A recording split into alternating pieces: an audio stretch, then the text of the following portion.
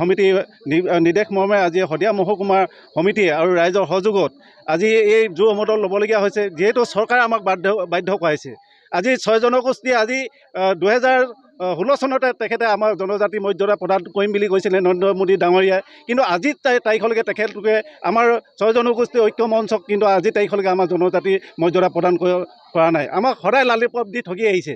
সেয়েহে আজি আমি জুই সমদল লৈছোঁ। লগতে যি অসমত অবৈধভাৱে যি ভোটাৰ হৈ আছে, আমাৰ শদিয়াতো বহুত অবৈধ ভোটাৰ আহি পৰিছে। সেই অবৈধ ভোটাৰবিলাক অতি শীঘ্ৰে কৰ্তন কৰিবৰ কাৰণে আমি চৰকাৰক আহ্বান জনাইছোঁ। নহ'লে আমি ইয়াৰ ওপৰত বিহিত ব্যৱস্থা ল'বলৈ আমি বাধ্য হ'ম।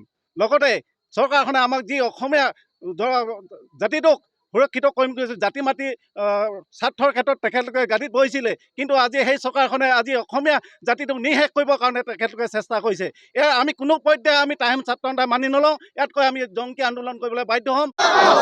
টাই আহোম ছাত্ৰ সন্থাৰ জন্মলগ্নৰে পৰা এটা ভাবি আছিলে শদিয়াৰ গোটেই আহোম জনগোষ্ঠীটোক জনজাতিকৰণ মৰ্যাদা প্ৰদান কৰিব লাগে, কিন্তু প্ৰত্যেকখন চৰকাৰে প্ৰতিটো ক্ষেত্ৰত এই আমাৰ এই জনজাতিকৰণৰ প্ৰক্ৰিয়াটো হেৰি কৰি থৈ দিছে। আমি গতিকে দাবী জনাইছোঁ আমাৰ সদৌ টাই আহোম ছাত্ৰ সন্থাই অতি শীঘ্ৰে আমাৰ টাই আহোম জনগোষ্ঠীৰ জনজাতিকৰণ মৰ্যাদা প্ৰদান কৰিবৰ কাৰণে আমি দাবী জনাইছোঁ। দ্বিতীয়তে শদিয়াৰ বিভিন্ন অঞ্চলত বহুতো অবৈধ ভোট ভোটাৰ তালিকাত সন্নিৱিষ্ট হৈ আছে বুলি আমি ইতিমধ্যে গম পাইছোঁ, কিন্তু সেই ভোটাৰসমূহ আহিল ক'ৰ পৰা, কাৰ ছত্ৰছায়াত সেই ভোটাৰসমূহ শদিয়াৰ এই বিভিন্ন অঞ্চলত নাম অন্তৰ্ভুক্ত কৰিবৰ কাৰণে হেৰি কৰি পালে।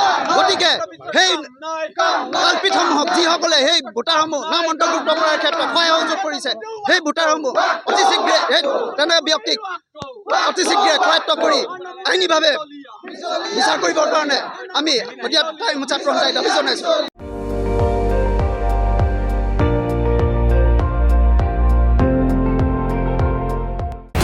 আপুনি চাই আছে ND24, সৰ্বশ্ৰেষ্ঠ নহয় সৰ্বোত্তমৰ দৌৰ।